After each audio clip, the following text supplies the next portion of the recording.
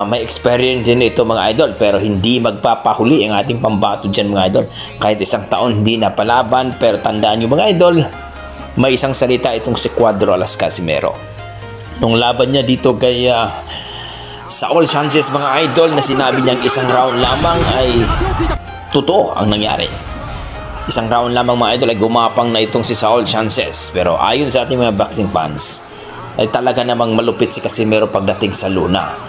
Pero ay naalala ng ating mga boxing fans mga idol na sana hindi mag-overweight si Casimero mga idol. Pero alam natin, kitang-kita na sa katawan mga idol na isang malupit na mga talagang manipis na ang katawan ni Casimero mga idol. Kaya 128 pounds ay siguradong kuhang-kuha ng mga idol.